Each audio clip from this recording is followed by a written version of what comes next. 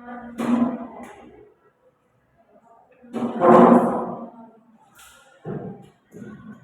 Assalamualaikum warahmatullahi wabarakatuh.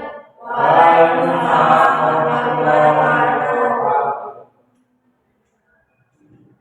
Baiklah, apa kabarnya hari ini anak-anak? Baik, Bu.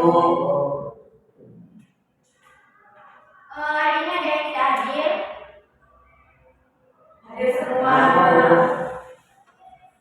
Sebelum kita mulai pelajaran pada pagi hari ini, baiklah kita untuk membaca doa. Doa mulai.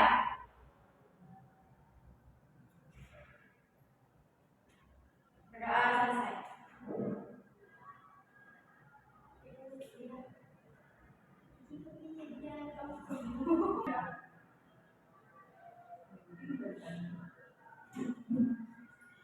Baiklah, hari ini kita akan mempelajari tentang menulis teks eksposisi. Adapun yang lain untuk tujuan menulis teks eksposisi agar kalian mampu menjelaskan pengertian serta memahami struktur pada teks eksposisi. Yang lain ada ciri-ciri dan nanti terakhir kalian akan menuliskan satu contoh teks eksposisi. Di sini pengertian teks eksposisi sendiri yaitu adalah teks yang bertujuan untuk menjelaskan atau menggambarkan suatu konsep ide atau informasi kepada pembaca. Teks eksposisi biasanya berisi penjelasan tentang suatu topik, proses, fenomena dan bertujuan untuk memberikan pemahaman yang lebih baik kepada pembaca. Sebelumnya kalian sudah ada yang tahu apa aja struktur teks eksposisi?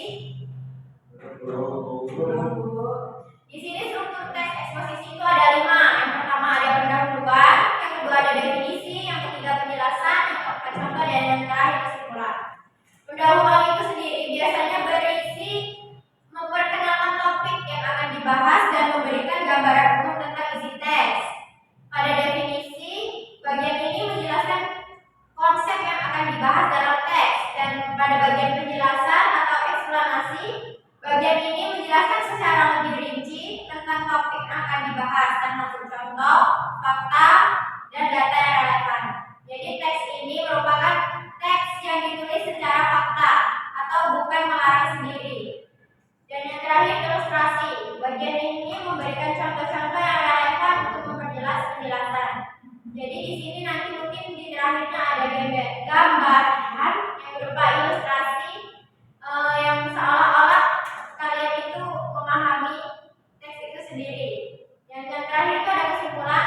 Kesimpulan itu biasanya berisi penegasan ulang tentang topik yang dibahas pada teks tersebut. Selanjutnya yaitu ada ciri-ciri.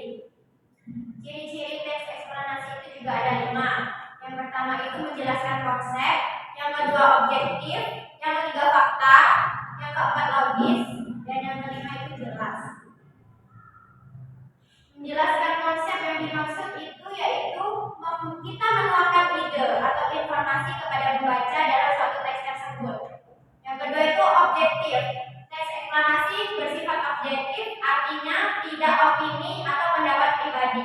Jadi teks ini tidak bisa ditulis karena pendapat, dan kalian juga tidak bisa memberikan pendapat pada teks ini karena pada teks tersebut tidak ada opini. Yang ketiga itu ada fakta. Teks eksposisi berisi fakta yang dapat dibuktikan, dan teks ini berisi fakta yang dapat dibuktikan yaitu kalau fakta itu adalah kejadian yang benar-benar terjadi dan ada datanya. Yang keempat itu logis. Teks eksposisi disusun secara logis dan sistematis. Sistematis itu sendiri yang dimaksud adalah berurutan. Jadi menulis teks eksposisi itu harus berurutan dan sistematis, tidak boleh acak-acakan. Misalnya kalian menuliskan judulnya di bawah atau isinya di bagian akhir, itu tidak boleh. Yang terakhir itu jelas. Jadi teks eksposisi menggunakan bahasa yang jelas dan mudah dipahami. Jadi kalian tidak boleh menggunakan bahasa yang ambigu atau susah dipahami oleh pembacanya. Yang selanjutnya yaitu ada contoh teks eksposisi. Ibu akan memberikan satu contoh teks eksposisi. Nanti Ibu akan share di grup. Dari teks eksposisi eksposisi yang sudah ibu share. Nanti kalian diskusikan mana bagian struktur, mana bagian pendahuluan, mana bagian definisi, penjelasan, contoh, dan kesimpulan.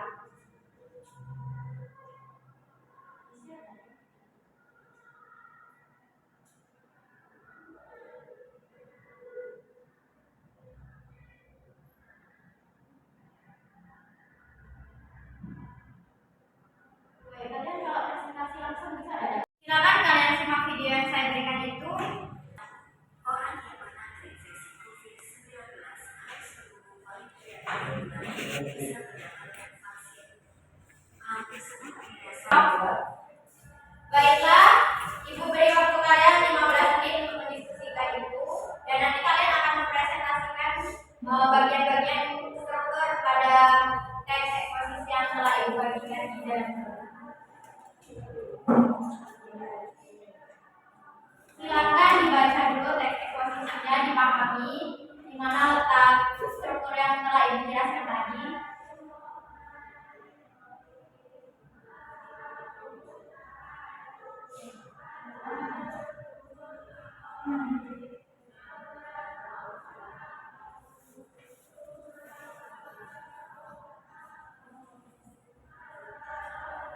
Baiklah, sudah selesai? Sudah. Untuk barisan depan, silakan maju duluan untuk membacakan hasil analisis yang telah saya sebut tadi.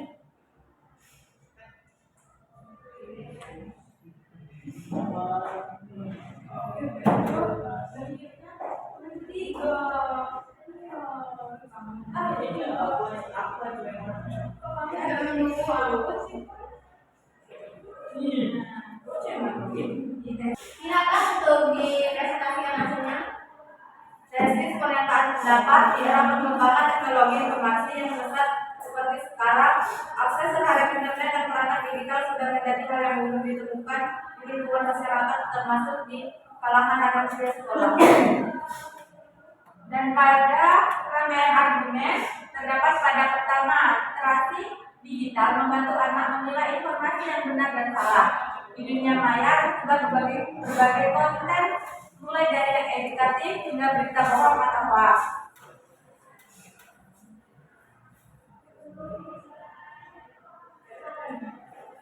Yang ketiga, ada penegasan ulang. Berdasarkan uraian di atas, jelas bahwa literasi digital bukan sekedar kemampuan menggunakan gawai, melainkan kemampuan memahami, memilah, dan memanfaatkan dunia maya dengan tanggung jawab.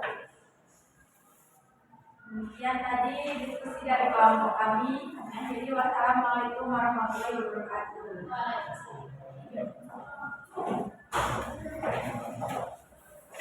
Baiklah, ibu rasa kalian semua sudah paham ya mengenai struktur teks eksposisi. Mungkin yang lain juga sudah paham. Di sini kesimpulan pembelajaran pada hari ini.